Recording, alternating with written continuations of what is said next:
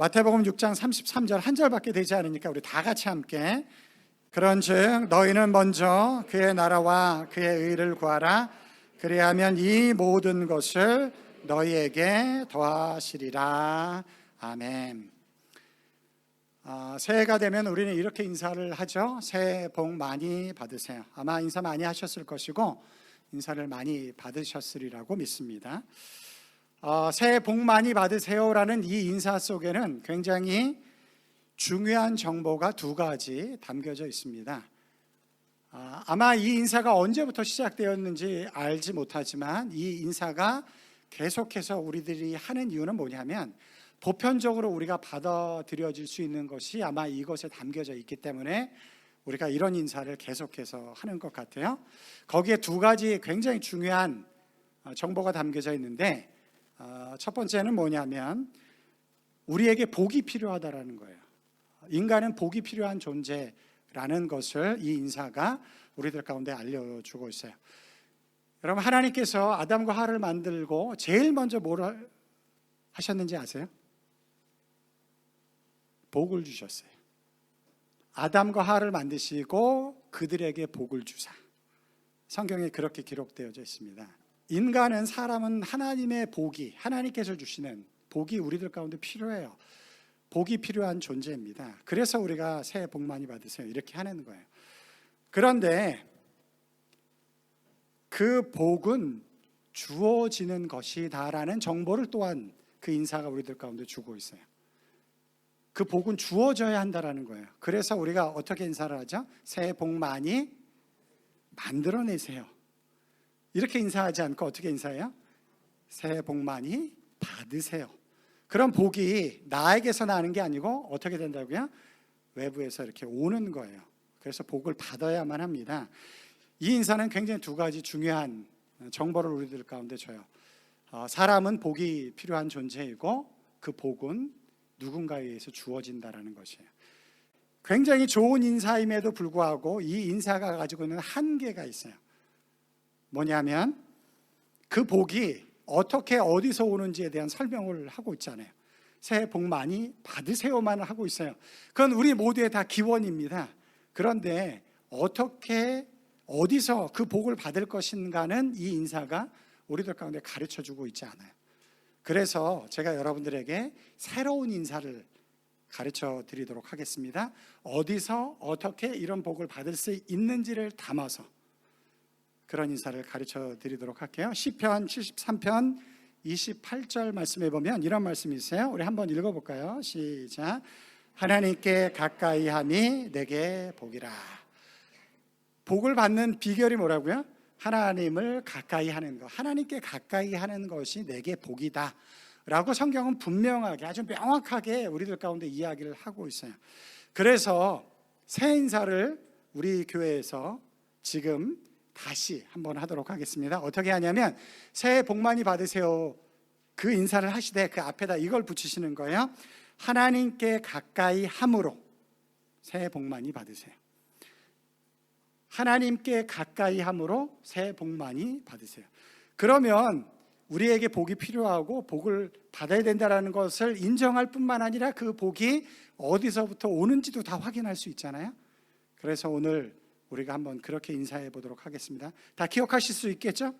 하나님께 가까이 함으로 새해 복 많이 받으세요. 자, 우리 앞뒤에 계신 분들께 다시 한번 인사하도록 하겠습니다.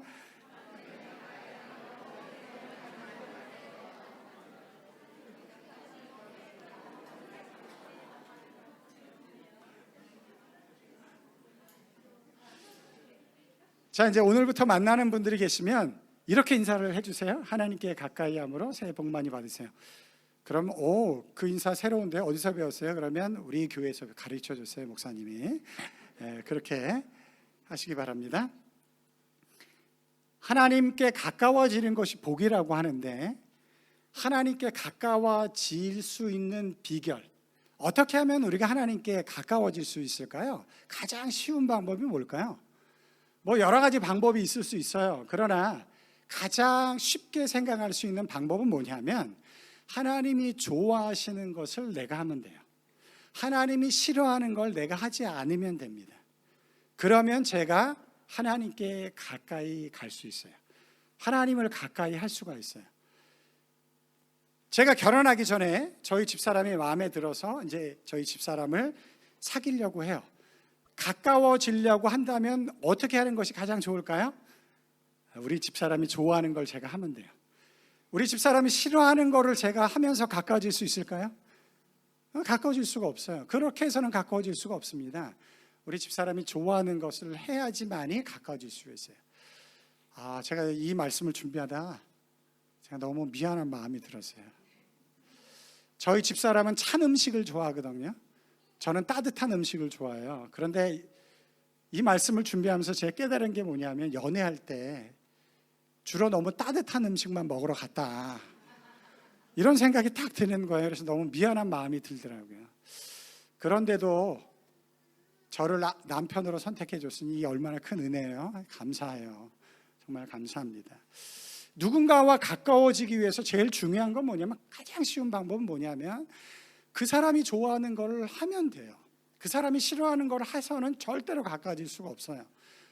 하나님도 마찬가지입니다. 하나님과 가까워지는 것이 복이라고 하는데, 그 복을 받기 위해서는 뭘 하셔야 되냐면 하나님이 좋아하시는 걸 하시면 돼요. 그러면 하나님과 자동적으로 가까워질 수가 있어요. 하나님이 싫어하는 걸 하면 자동적으로 멀어집니다. 그건 복 받는 거랑 상관없는 삶이 되어지는 것이죠. 그래서 오늘 제가 하나님이 가장 싫어하는 것과 가장 좋아하는 것, 그것을 여러분들에게 알려드리려고 해요.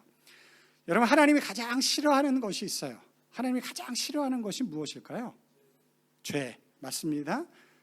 또 혹시 뭐 있다라고 한다면 우상, 우상 숭배, 하나님과 관계를 멀리하는 거, 뭐 이런 거 다 하나님이 싫어하는 거죠.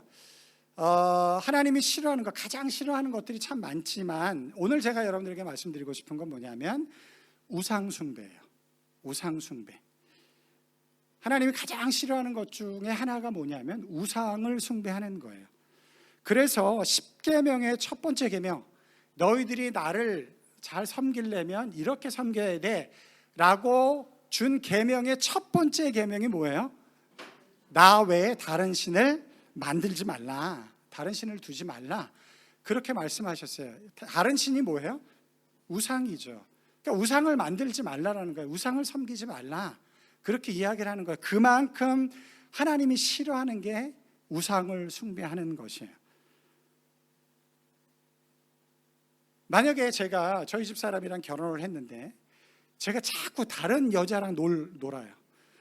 그러면서 우리 집 사람한테 당신이 내가 제일 사랑하는 사람이야, 이렇게 얘기하면 어떤 일이 벌어질까요? 그건 상상에 맡기겠습니다. 그건 말이 안 되잖아요. 하나님을 사랑한다라고 해놓고 하나님이 가장 싫어하는 거래 우상을 만들어 놓고 섬기고 있으면 뭐 그 결과는 상상에 맡기겠어요. 그럼 조금 더 깊게 나아가서 우상은 무엇인가요? 우상. 보통 우리는 우상을 이렇게 생각을 해요. 하나님이 아닌 다른 신, 그것을 섬기는 것을 우상 숭배라고 우리는 이렇게 이야기를 하고, 그런 신을 우리는 보통 우상이라고 이야기합니다. 그러나 성경을 보면 단지 외형적으로 어떻게 만들어진 신만이 우상이 아니고, 성경이 말하는 우상은 뭐냐면 아무리 좋은 것이라 할지라도 하나님보다 더 사랑하는 것이 우상이 되어질 수 있다라고 성경은 우리들 가운데 말씀하고 있어요. 그것을 가장 잘 보여주는 사건이 있는데 그게 뭐냐면 아브라함에게 이삭을 바치라고 하는 사건이에요. 뭐 여러 가지 하나님께서 요구하는 것들이 있었지만 그러함에도 불구하고 이삭을 바치라고 할 때 하나님이 확인하고 싶었던 것이 있었어요. 그게 뭐예요? 이 아들 이삭보다 네가 나를 더 사랑하는구나. 하나님은 그걸 확인하고 싶었어요. 이삭, 하나님의 약속의 자녀로 주어진 거예요. 하나님이 계획해서 준 것입니다. 하나님이 특별하게 준 자녀예요. 자녀임에도 불구하고 그 자녀가 나쁜 것이 아니고 자녀가 좋은 것이고 하나님의 축복이고 은혜임에도 불구하고 그것보다, 그것이 하나님을 사랑하는 것보다 더 앞서서는 안 되기 때문에, 그럼 우상이 될 수 있기 때문에 하나님께서 그것을 확인시키기 위해서 하나님께서 아브라함에게 그것을 요구하셨던 것이죠. 여러분, 이 시대, 우리가 살고 있는 이 시대의 가장 큰 우상은 무엇인가요? 우리가 거기에 영향을 받을 수 있는 가능성이 굉장히 큰데 이 시대의 가장 큰 우상은 뭔가요? 다 잘 아시네요. 물질, 돈. 일부 예배 때도 그냥 바로 나오더라고요. 돈이요. 딱 이렇게 답이 그냥 바로 나와요. 이 시대의 가장 큰 우상은 물질과 돈일 수 있어요. 그러나 저는 그것이 가장 큰 우상이다라고 생각하지 않습니다. 돈과 물질도 이 우상 때문에 있는 거예요, 사실은. 2부 예배는 확실히 다르시네. 이 시대의 가장 큰 우상은 나예요. 자기 자신입니다. 이 시대를 살아가면서 가장 많은 사람들이 우상을 섬기고 있는 것이 무엇이냐면 바로 자기 자신이에요. 나입니다. 이건 단지 제 생각뿐만 아니고 대부분의 학자들, 사회를 연구하거나 종교를 연구하는 사람들이 말하는 거예요. 이 시대의 가장 큰 우상이 무엇인가? 그것은 자기 자신이다라는 것이에요. 제가 연말에 신이된 심리학이라는 책을 읽었어요. 여기 이제 책이 나오는데 심리학이 어떻게 신이 돼버렸는가를 이제 이야기를 하는 거예요. 근데 이 책을 쓴 사람이 누구냐면 세계 명문 대학으로 알려져 있는 뉴욕 대학에서 30년 동안 심리학을 가르친 폴 비츠라는 교수님이 쓴 책이에요. 근데 이 책의 부제가 굉장히 의미심장을 합니다. 이 부제가 뭐냐면 자아숭배라는 종교를 고발한다. 이런 제목을 가지고 있어요. 지금은 자아숭배의 시대를 우리가 살아가고 있고 그것이 마치 종교처럼 되었다라는 거예요. 그런데 거기에 굉장히 큰 역할을 하는 게 뭐냐면 심리학이라는 거예요. 그렇다고 해서 이분이 모든 심리학을 다 부정하고 부인하는 건 아니에요. 고발하는 건 아니에요. 이분이 고발하는 건 뭐냐면 이런 거예요. 내 자아를 실현하는 것이 내 인생의 최고의 목적이고 최고의 선이다라고 주장하는 자아주의 대중심리학. 다시 한번 이야기해 볼게요. 내 자아를 실현하는 것이 내 인생의 최고의 목적이고 최고의 선이다라고 주장하는 자아주의 대중심리학. 이것이 문제다 라는 것을 고발하는 것이에요. 뭐가 문제인가요? 사실 좋은 말이잖아요. 내 자아를 실현하는 것이 내 인생의 최고의 목적이고 최고의 선이다. 굉장히 좋은 말인 것 같잖아요. 우리 인생을 그렇게 값어치게 만들어 나갈 수 있다라고 한다면 너무 좋은 말인데 왜 이것이 문제가 되나요? 왜 이것을 이 사람은 고발을 했을까요? 그 이유는 뭐냐면 하나님 자리에 자신을 두고 있기 때문에 그래요. 하나님 자리에 자신을 두고 있기 때문에 그래요. 이 세상이 지금 요구하는 것이 그거라는 거예요. 하나님 자리에 자신을 두는 거예요. 그래서 자아를 숭배하는 거예요. 내 인생 자아를 실현하는 것이 이 생애의 최고의 목적이고 최고의 선이다. 성경적으로 그게 맞나요? 맞긴 맞지만 방법이 틀렸어요.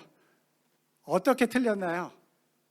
이 세상의 중심에 내가 있어서 그걸 만들어가는 게 아니고 이 세상의 중심에 하나님이 계셔서 하나님의 통치와 질서 안에서 내가 순종함으로 인해서 하나님이 나를 이 땅에 보내신 그 삶의 모습을 만들어 나갈 때 그때 그것이 최고의 선이고 나의 자아를 실현하는 것이다라는 그것이 빠진, 하나님이 빠진 내가 중심이 되어져서 그렇게 내 인생을 만들어가는 것을 최고의 선으로 만든 자아숭배, 이 시대의 가장 큰 우상이다 라고 이분이 고발을 하셨어요. 모르는 사람이 고발한 게 아니고 인간을 연구하는 심리학, 세계의 최고의 대학에서 30년 이상 인간을 연구하셨던 그분이 지금 이야기를 하는 거예요. 이런 거예요. 그러니까 당신의 인생에서 가장 소중한 건 당신 자신이야. 당신 마음껏 살아도 돼. 네가 원하는 것을 해. 그렇게 사는 것이 제일 잘 사는 것이야. 이게 대중심리학인데 그것을 고발을 하는 거예요. 그게 잘못됐다라는 거예요. 이 책에서 제가 제일 재밌게 본 게 뭐냐면 바로 이거예요. 여러분, 마리 앙뚜아네트라는 프랑스 여왕 아시나요? 그 프랑스가 그 대혁명이 일어나기 전에 그 여왕으로 있었던 사람이에요. 백성들은 굶주려 가고 있는데 자기는 호화호식을 누리면서 살아갔었던 사람. 그래서 결국은 대혁명이 일어나는데, 그래서 이 마리 앙뚜아네트가 결국은 단두대에서 이제 처형을 받게 되어지는데, 그 마리 앙뚜아네트가 이런 이야기를 했다라고 해요. 밀가루가 없어서 빵을 만들지 못하는 백성들에게 빵이 없으면 케이크를 먹으면 되지. 빵이 없으면 케이크를 먹어. 그렇게 이야기를 했다라는 거예요. 그런데 지금 자아주의 대중심리학이 바로 똑같이 공허한 이야기를 하고 있다라는 거예요. 지금 밀가루가 없어서 빵도 만들지도 못하는데 빵이 없으면 케이크를 만들면 되지. 그런 것을 자아주의 대중심리학이 전하고 있다. 그래서 결국은 우리 안에 만들어지는 게 뭐냐? 텅 빈 자아밖에 없다라는 것을 이분이 고발을 하셨어요. 이 책을 이동원 목사님이 읽고 추천서를 쓰셨는데, 이동원 목사님이 이렇게 추천서를 쓰셨어요. 우리 시대의 가장 큰, 그러나 결코 이단이라고 생각하지 않는 이단은 자아숭배라는 이단입니다. 이단 같지 않은 이단, 누구도 이단이라고 생각하지 않는 이단이 있는데, 그게 뭐냐면 자기 자신을 숭배하는 거예요. 자아숭배, 이단입니다. 프란시스 셰퍼, 굉장히 유명한 그 신학자였는데, 말대로 왜곡된 자신을 판단의 준거로 생각하는 세속적 휴머니즘. 이게 무슨 말이냐면, 우리가 불완전함에도 불구하고 내가 세상의 기준이다 라고 이야기하는 그 불완전한 기준을 가지고 자기 인생을 만들어 나가려고 하는, 그렇게 성취한 것이 가장 잘 사는 것이야 라고 이야기하는 세속적 휴머니즘, 그것이야말로 기독교 메시지를 방해하는 가장 경계할 적 그리스도입니다.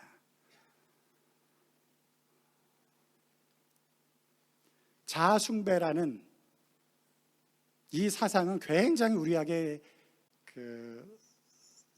뭐라고 하죠?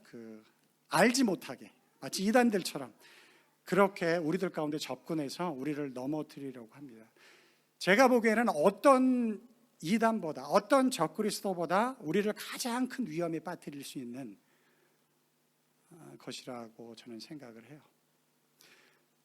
제가 이 어려운 이야기를 새해 첫 주부터 하는 이유는 뭐냐면, 우리가 그런 세상에 살아가고 있다는 걸 여러분들이 인식을 해야지만이 하나님이 기뻐하시는 뜻을 분별하면서 살아갈 수 있기 때문에 어렵지만 제가 이 말씀을 드리는 거예요. 그런데 이 자아숭배가 하나님을 안 믿는 사람들에게만 일어나는 일인가? 그렇지 않아요. 하나님을 믿는 사람들에게도 동일하게 일어날 수 있다는 것을 성경이 우리들 가운데 보여주고 있어요. 출애굽기 32장에 가보면 모세가 십계명과 하나님의 말씀을 받기 위해서 시내산에 올라가서 오랫동안 기다리고 있습니다. 근데 너무 안 내려오니까 아론을 중심으로 해서 이스라엘 백성들이, 야, 모세가 도대체 내려올 생각이 없나 보다. 그러니까 어떤 일을 벌이죠? 금송아지를 만들어요. 32장 1절 말씀 우리 다 같이 한번 읽어볼까요? 시작. 백성이 모세가 산에서 내려옴이 더딤을 보고 모여 백성이 아론에게 이르러 말하되, 일어나라, 우리를 위하여 우리를 인도할 신을 만들라. 이 모세 곧 우리를 애굽 땅에서 인도해 낸 사람은 어찌 되었는지 알지 못함이라. 모세가 안 내려오니까 이제 더 이상 기다릴 수 없다. 그래서 금송아지로 우상을 만들어요. 우상을 만드는 이유가 뭔가요? 이 말씀에 따르면 우리를 위하여 우리를 인도할 신을 만들자. 결국은 금송아지를 만드는 목적이 뭐예요? 금송아지를 섬기기 위한 것이에요? 아니면 나를 섬기기 위한 것이에요? 나를 섬기기 위해서 금송아지를 만드는 거예요. 나를 섬기기 위해서. 송아지를 섬긴다라고 생각하지만, 그렇게 준비는 하지만 그들의 결론은 뭐냐면 나를 섬기기 위해서, 우리를 위해서 우리를 인도할 신을 만들자라는 것이에요. 그리고 만들고 어떤 일이 벌어지냐면 4절부터 6절까지 보시면 그들이 이런 모습을 보여줍니다. 4절, 아론이 그들의 손에서 금고리를 받아 부어서 조각칼로 새겨 송아지 우상 형상을 만드니 그들이 말하되 이스라엘아, 이는 너희를 애굽 땅에서 인도하여 낸 너희 신이로다. 뭘 빼죠? 여호와 하나님을 빼버려요.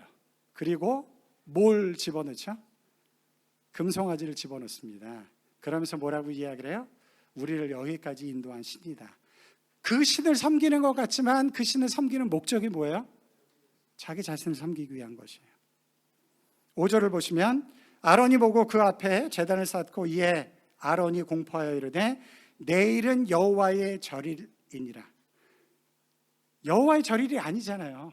금송아지를 만들어 놨잖아요. 그런데 금송아지를 만들어 놓고 여호와의 절일이다 이렇게 이야기를 해요. 6절을 보시면 이튿날에 그들이 일찍이 일어나 번제를 드리며 화목제를 드리고, 번제 화목제는 누구를 위해서 만들어진 제사예요? 하나님을 위해서 만들어진 제사예요. 그런데 하나님은 다 빼버리고 금송아지를 만들어 놓고 번제 화목제를 드린다라고 해요. 그러면서 백성이 앉아서 먹고 마시며 일어나서 뛰놀더라. 저는 마지막에 기록되어진 백성이 앉아서 먹고 마시며 일어나서 뛰놀더라가 단지 그냥 즐겁게 이렇게 뭐 춤을 추고 이런 것이라고 생각하지 않아요. 어떻게 보면 예배 일부분이다, 저는 그렇게 생각을 해요. 그들은 금송아지를 만들어 놓고 하나님의 이름, 모든 형식과 이름을 다 빌려와서 그것을 향해서 예배를 드립니다. 그리고 열정적으로 예배를 드린 것 같아요. 아주 뜨겁게 예배를 드린 것 같아요. 그래서 먹고 마시고 뛰놀며 즐거워하는 기쁨이 그들 가운데 있었어요. 그러나 결국 그 신은 자기 자신을 위한 것이었어요.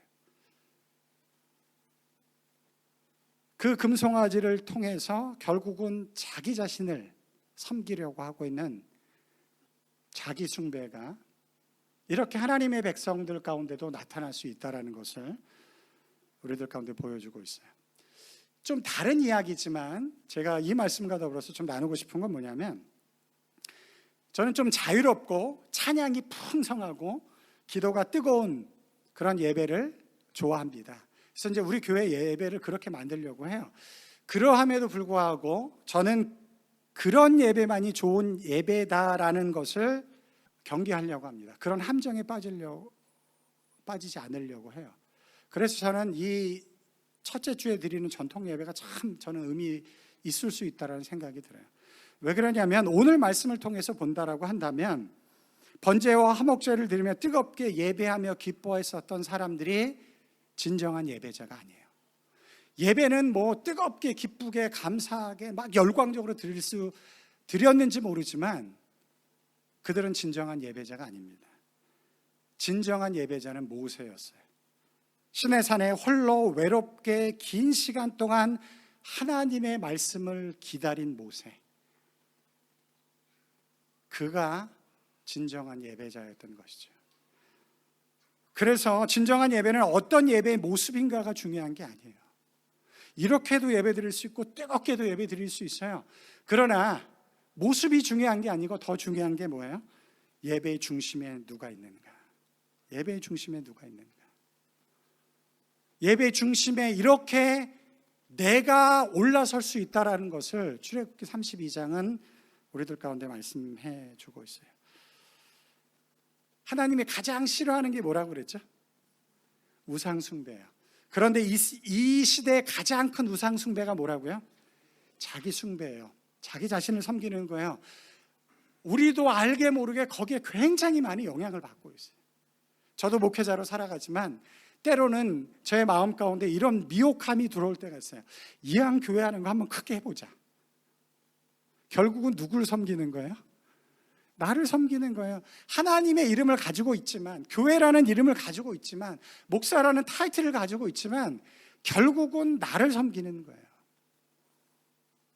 그것이 이 시대에 너무너무 큰 영향력으로 우리들 가운데 다가오고 있다는 거예요. 그렇게 사는 사람이 정말 잘 사는 것이다 라고 세상은 우리들 가운데 그렇게 요청하고 있다는 거예요. 거기에 넘어가서는 안 된다는 거예요. 왜냐하면 하나님이 싫어하는 것이기 때문에 그렇습니다. 이 시대에 가장 싫어할 수 있는 것이기 때문에 그래요. 하나님이 싫어하는 것을 하면서 하나님을 가까이 할 수는 없습니다. 꼭 기억하시기 바랍니다. 이제 좀 분위기를 바꿔서, 자, 그러면 하나님이 가장 좋아하는 것은 무엇일까요? 하나님이 가장 좋아하는 것, 오늘 말씀에 기록되어져 있어요. 오늘 우리가 읽은 말씀에 기록되어졌는데 마태복음 6장 33절을 다시 한번 우리 밝은 모습으로, 제가 자기 숭배에 대해서 너무 진지하게 얘기했더니 지금 얼굴이 다 굳으셨어요. 굳으셔야만 돼요. 긴장하셔야 됩니다. 굉장히 큰 유혹이고 적그리스도가 될 수 있어요. 그러나 이제 하나님이 좋아하는 것을 이야기할 거니까 밝은 모습으로 우리 다 같이 한번 읽어보도록 하겠습니다. 시작. 그런즉 너희는 먼저 그의 나라와 그의 의를 구하라. 그리하면 이 모든 것을 너희에게 더하시리라. 오늘 새해 신년 감사 주일 예배를 드리면서 제가 이 말씀에 근거해서 하나님이 진짜 좋아하시는 게 무엇인지, 근데 하나님이 진짜 좋아하는 걸 하면 어떻게 된다고요? 하나님과 가까워질 수 있어요. 하나님과 가까워지면 어떤 일이 우리들 가운데 벌어져요? 하나님이 축복이 주세요. 그래서 이 말씀에 담겨져 있어요. 그리하면, 너희가 하나님이 기뻐하는 이런 일을 하면 하나님의 복이 우리들 가운데 주어진다. 그리하면 이 모든 것을 너에게 더하시리라. 근데 그것을 얻기 전에 우리가 먼저 하나님이 기뻐하시는 것을 행해야 돼요. 그래야지만 하나님과 가까워질 수 있기 때문에 그래요. 그래서 제가 오늘 말씀에 근거해서 세 가지를 여러분들이 꼭 올 한 해 기억하고 가셔야 될 말씀 세 가지를 제가 말씀드릴게요. 펜이 있으신 분들은 적어 가시고, 머리가 좋으신 분들은 머릿속에다 기억해 가시기 바랍니다. 자, 첫 번째는 뭐냐면 우리 다 같이 한번 읽어볼게요. 시작. 우선순위를 올바로 세우십시오. 오늘 우리들 가운데 주어진 말씀에 이렇게 기록되어져 있어요. 그런즉 너희는 뭐라고요? 먼저. 제일 먼저 나온 게 뭐냐면 먼저예요. 제일 먼저 나온 게 뭐라고요? 먼저예요. 먼저가 나왔어요. 그러니까 주님께서 우리들 가운데 하나님이 기뻐하시는 삶을 살도록 하기 위해서 제일 먼저 우리들 가운데 요청하는 게 뭐냐면, 먼저 우선순위가 분명해야 된다, 올바로야 된다. 이제 그것을 우리들 가운데 말씀해 주고 있어요. 올 한 해 여러분에게 우선순위가 올바로 잘 세워지는 한 해가 되길 주님의 이름으로 축원합니다. 그게 중요한 거예요. 먼저 그의 나라와 그의 의를 구하라. 먼저, 아셨죠? 그게 세워져야지만이 하나님을 가까이 할 수가 있어요. 우선순위가 중요한 이유는 뭐냐면, 우리가 예수님을 믿기 전에 우리는 예수님보다 더 좋아하고 사랑했던 게 있어요. 그렇죠?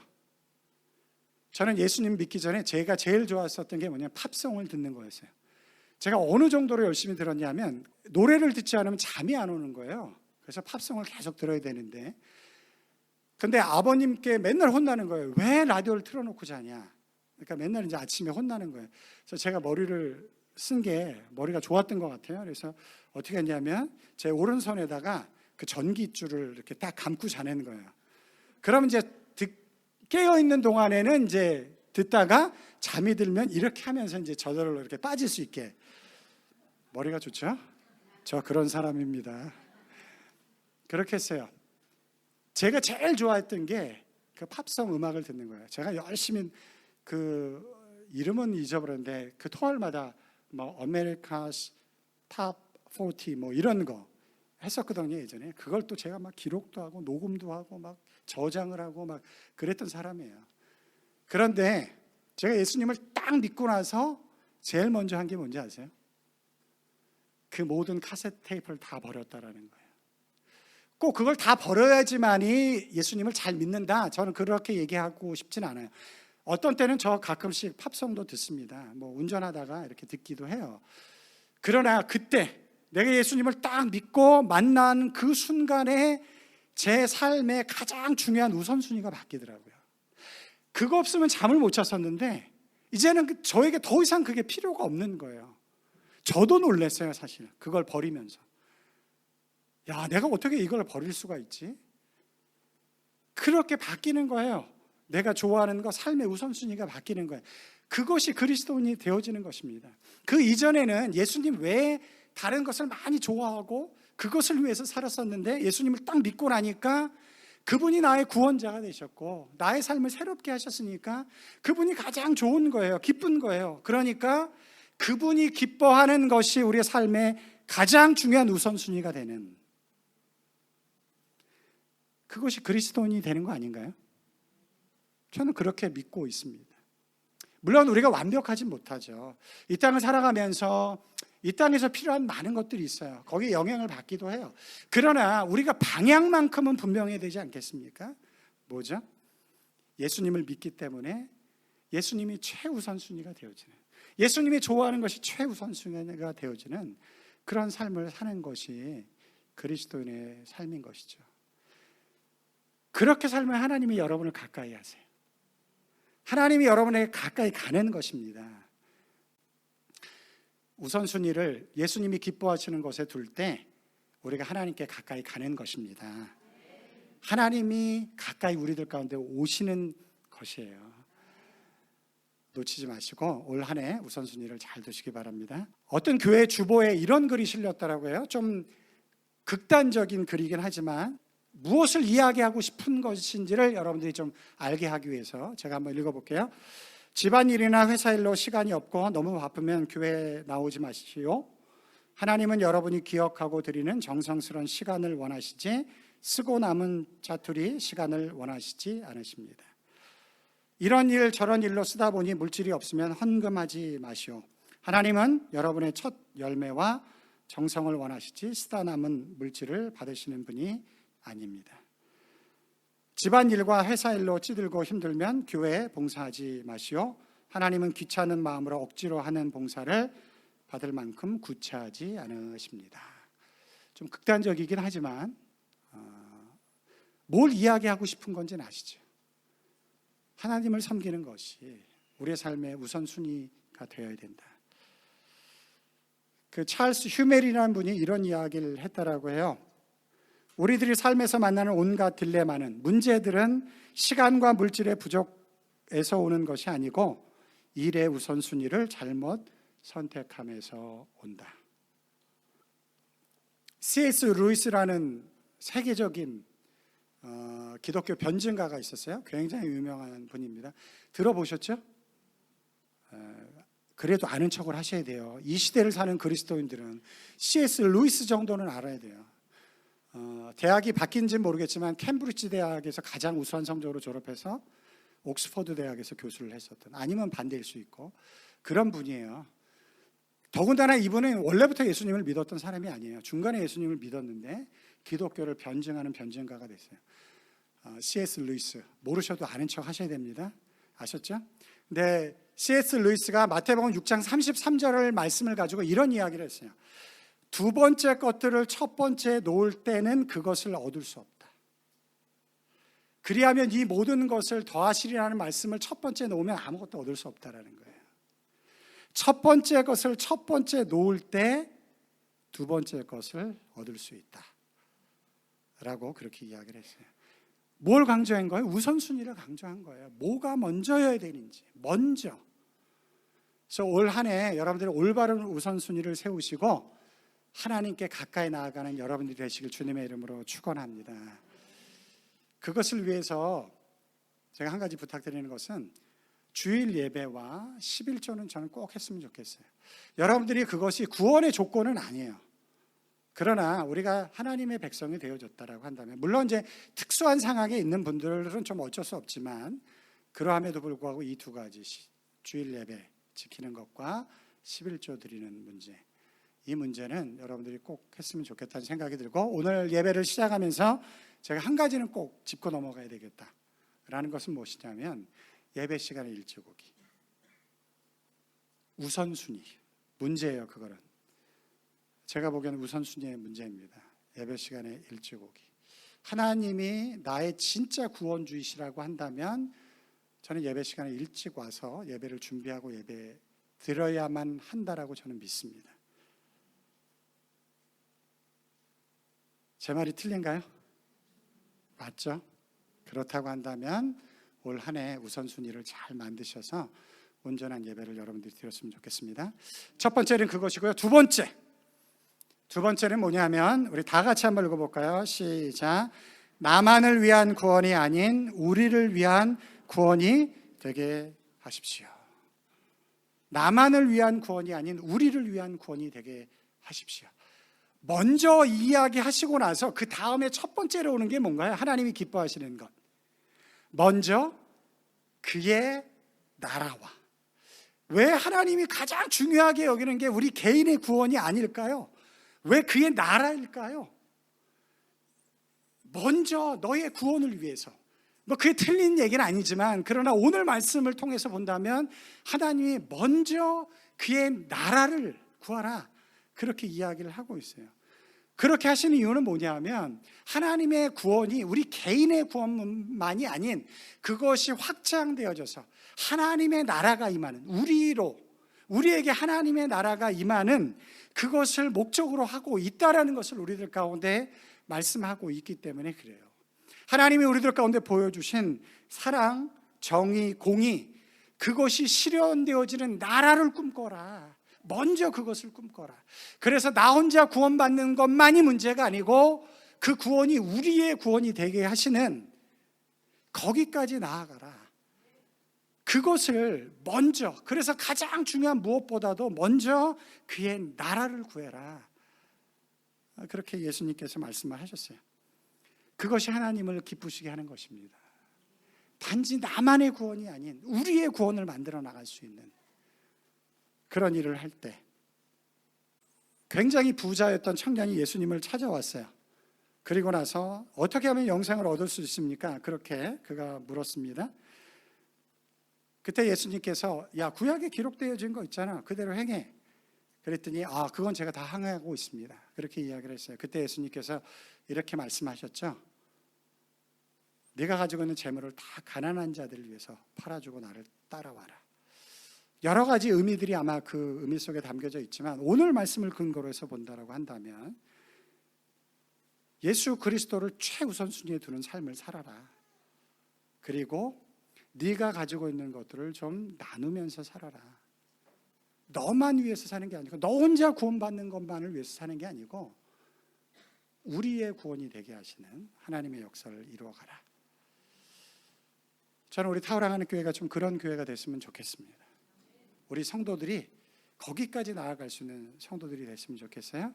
그래서 나만의 구원이 아닌 우리의 구원을 만들어 나가는 한 해가 되실 주님의 이름으로 축원합니다. 마지막 세 번째, 다 같이 읽어보겠습니다. 시작. 인생의 목적이 행복이 아니고 거룩이 되게 하십시오. 여러분, 이 시대의 가장 중요한 가치가 뭔가요? 모든 사람들이 다 추구하는 가치, 행복이에요. 행복. 모든 사람들 다 행복하고 싶습니다. 그러면 기독교 신앙은 행복을 추구하지 않나요? 행복을 추구합니다. 그 신명기 제일 마지막에 야, 이스라엘 백성들아, 너희는 행복한 사람들이다 라고 이야기를 하시거든요. 행복을 추구하는 건 맞아요. 그러나 행복을 추구하는 방법이 달라요. 지금 세상 사람들은 행복을 추구함으로 모든 거룩함을 다 포기하고 있습니다. 무슨 말인지 아시겠어요? 내 삶의 행복을 위해서 모든 거룩함을 다 지금 포기하고 있어요. 제가 저 책에서, 신이 된 심리학이라는 책에서 제가 모르는 개념을 알게 됐는데, 제가 예전에 여기 키위 TV를 보다 오픈 메리지라는 단어가 나오더라고요. 열려있는 결혼. 그래서 저게 무슨 말이지? 제가 그 의미를 잘 몰라서 단어의 뜻은 알지만 저게 무슨 말이지? 이제 그랬는데 그 책에 나오더라고요. 미국에서 이게 굉장히 많은 영향력을 끼치고 있는데, 결혼을 하지만 결혼으로 남편과 아내를 구속하지 않는 결혼이에요.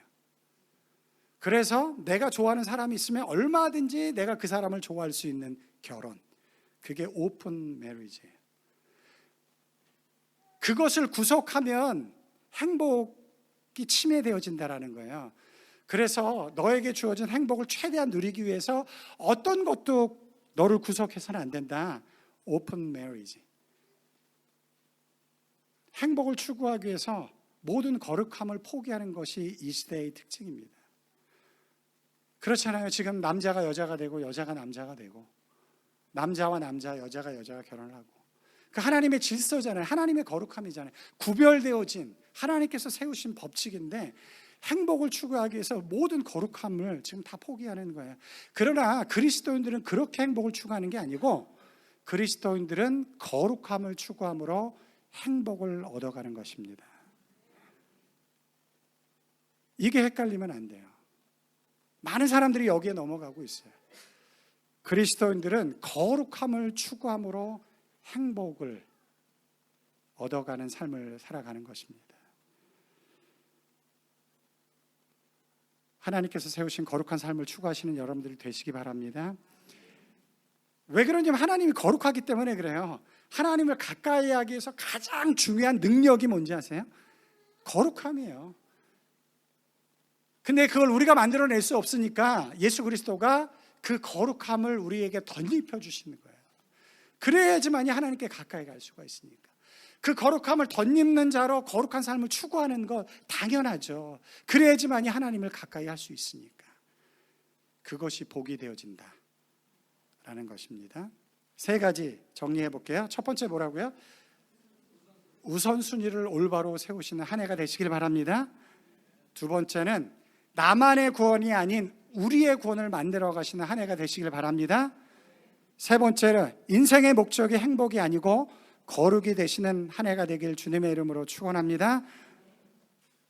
그러면 여러분이 하나님을 가까이 하는 거예요. 하나님이 여러분을 가까이 하실 거예요. 그 사람에게 하나님이 약속하신 복이 주어지는 것입니다. 아멘.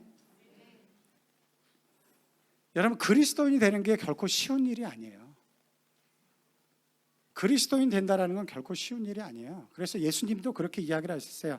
마태복음 7장 13절 14절 다 같이 한번 읽어볼까요? 좁은 문으로 들어가라. 멸망으로 인도하는 문은 크고 그 길이 넓어 그리로 들어가는 자가 많. 잠깐만요.